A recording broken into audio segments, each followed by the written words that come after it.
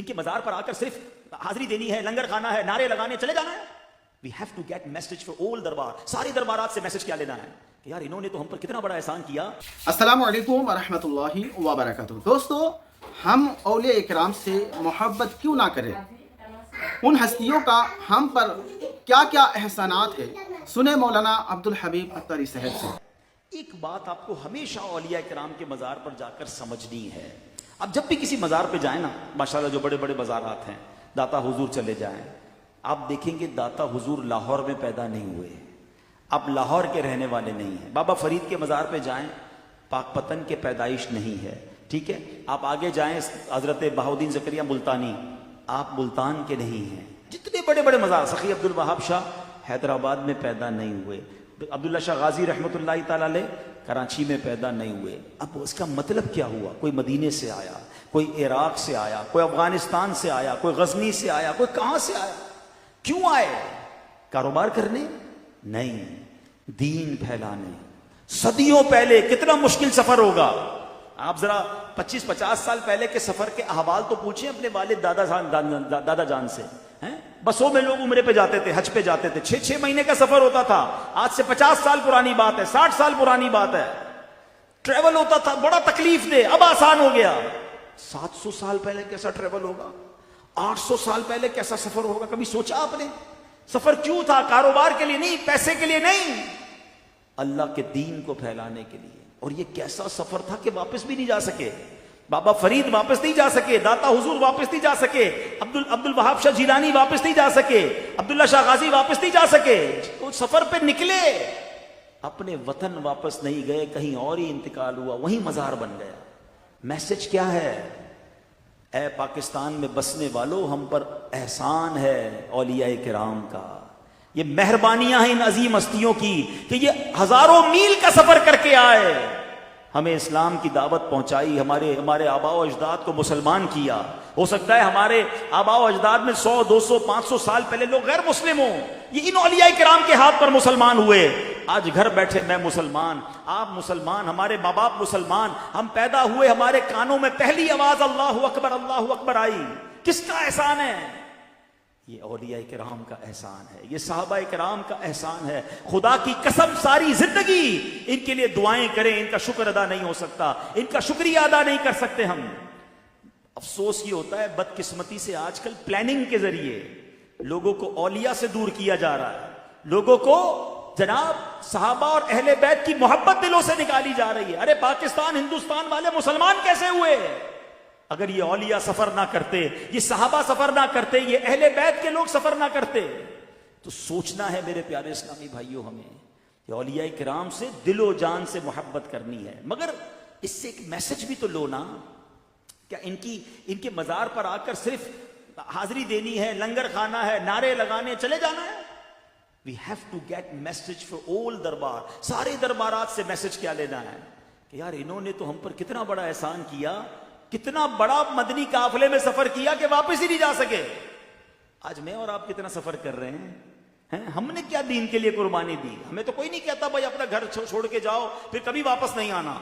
بھائی کچھ دن کے لیے تو سفر کریں, کوئی تو دین کی خدمت کریں, کسی غیر مسلم تک اسلام کی دعوت پہنچائیں, کسی مسلمان تک سنت کی دعوت پہنچائیں, آپ بھی تو کچھ دین کا کام کریں. مگر آج لوگ کہتے ہیں ہمارے پاس ٹائم نہیں ہے. خدا را جو اولیاء کرام کے چاہنے والے ہیں, جو غوث پاک کے چاہنے والے ہیں, جو داتا حضور کے چاہنے والے ہیں, بابا فرید کے چاہنے والے ہیں, سخی عبد الوہاب شاہ جیلانی کے چاہنے والے, تمام اولیاء کے چاہنے والے, بلکہ تھوڑا اور پیچھے چلیں, صحابہ کرام نے کیا کیا؟ آپ کو پتہ ہے حجۃ الوداع کے موقع پر نبی پاک علیہ الصلوۃ والسلام نے جب خطبہ حجۃ الوداع دیا تھا عرفات کے میدان میں, جو آخری خطبہ تھا, کتنے صحابہ موجود تھے آپ کو پتہ ہے؟ کم و بیش 1,24,000 صحابہ موجود تھے. نبی پاک کا آخری یہ خطبہ حج تھا. اور آپ کو پتہ ہے جنت البقیع, وہ قبرستان جس میں ہم سب مرنے کی تمنا کرتے ہیں, دفن ہونے کی تمنا کرتے ہیں, کتنے صحابہ ہیں؟ بتایا جاتا ہے کہ اس میں 10,000 صحابہ کرام ہیں. 1,24,000 تو عرفات کے میدان میں تھے, باقی کہاں گئے؟ 10,000 جنت البقیع میں. تو پتہ چلا کہ سب نکل گئے دین پھیلانے کے لیے. کوئی بغداد گیا, کوئی عراق گیا, کوئی جناب عرب ممالک کے دیگر علاقوں میں. آپ کو پاکستان میں کئی صحابہ کرام کے مزارات ملتے ہیں, آپ کو پتہ ہے سیدنا سعد بن ابی وقاص رضی اللہ عنہ کا مزار چائنا میں ہے، جو گوانزو گئے انہوں نے دیکھا ہوگا. اب کبھی دنیا کے نقشے پر دیکھیے گا، اب تو گوگل ہے نا، گوگل کے آپ اپنے کمپاس میں ڈالیے، میپ میں ڈالیے کہ مدینے سے گوانزو یا مدینے سے چائنا کتنا دور ہے. جہاز میں سفر کریں نا اگر، تو کم از کم 10 سے 12 گھنٹے کی فلائٹ ہوگی. اور زمینی سفر آج بھی روڈ بننے کے بعد بھی کئی دنوں کا سفر بنے گا. سوچو 1400 سال پہلے یہ سفر کیسے ہوا ہوگا، کتنے پہاڑ آئے ہوں گے، کتنے سمندر آئے ہوں گے، کتنے دریا بیچ میں آئے ہوں گے. مگر مدینے سے کہاں پہنچ گئے؟ چائنا پہنچ گئے اللہ کے دین کو پھیلانے کے لیے. آج کروڑوں مسلمان ہیں چائنا میں، کس کا فیضان ہے؟ کبھی سوچا آپ نے؟ کتنی محبت ہونی چاہیے ہمیں ان صحابہ کرام سے، اہل بیت سے، اولیاء سے، کہ آج 200 کروڑ مسلمان دنیا میں موجود ہیں. یہ کس کا کام ہے؟ یہ کس کا فیضان ہے؟ یہ نبی پاک کی فیض نظر سے صحابہ اور صحابہ کے بعد یہ کام کیا اولیاء کرام نے. لیکن کیا اس کام کو اب ختم کر دینا ہے؟ ہم نے نہیں کرنا. ہم نے اس چراغ کو لے کر آگے نہیں چلنا. اب تو نیا فتنوں کا دور ہے. اب تو اسلام کے نام پر جناب عجیب و غریب معاملات ہو رہے ہیں. اب تو اور ضرورت ہے کام کرنے کی، کہ بیچارہ جو نیا مسلمان ہوتا ہے اس کو پتہ ہی نہیں چلتا میں کس کی حد میں چڑھ گیا ہوں. صحیح اسلام کیسے پہنچاؤ گے؟ ہم صرف گھر میں بیٹھے رہیں گے، سوشل میڈیا پہ گھنٹوں گزارتے رہیں گے؟ اے اولیاء کرام کے چاہنے والوں، آؤ، آئے ہیں عرس میں تو یہ جذبہ لے کر جائیں کہ سخی عبد الوہاب شاہ یہاں کے نہیں تھے، ان کے والد بغداد سے آئے تھے، ان کا بھی یہی وصال ہوا.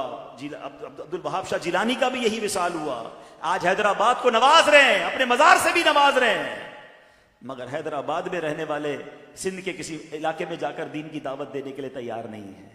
ان کے پاس ٹائم نہیں ہے مدنی قافلوں میں جانے کے لیے. ہیں کوئی کہے جناب چلیں مل کر، آپ کو پتہ نہیں کتنی جہالت ہے اندرون سندھ میں، کتنا برا حال ہے. کبھی ایک بار جا کے دیکھیں مدنی قافلے میں، لوگوں کو کلمہ پڑھنا نہیں آتا، مسلمان کہلانے والوں کو نماز کا نہیں پتا.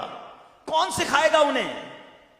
مزہ یہ ہے کہ میں اولیاء کرام کے دربار میں آؤں اور پھر یہ نیت کر کے جاؤں کہ میں انشاءاللہ ان کے نقش قدم پر میں بھی دین کی خدمت کروں گا، میں بھی نمازیں پڑھوں گا، میں بھی تلاوت کروں گا، قرآن کے نور کو پھیلاؤں گا.